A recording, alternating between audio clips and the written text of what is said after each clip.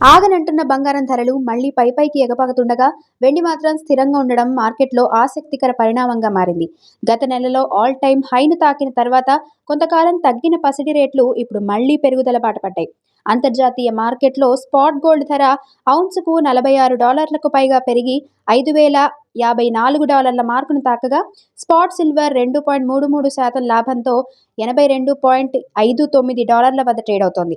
ఈ ప్రభావం హైదరాబాద్ మార్కెట్ పైన స్పష్టంగా కనిపిస్తోంది. ఫిబ్రవరి 12న 22 క్యారెట్ల 10 గ్రాముల బంగారం ధర 750 పెరిగి 1,46,300కు చేరుకోగా, 24 క్యారెట్ల బంగారం 820 పెరిగి 1,59,600 వద్ద నమోదైంది.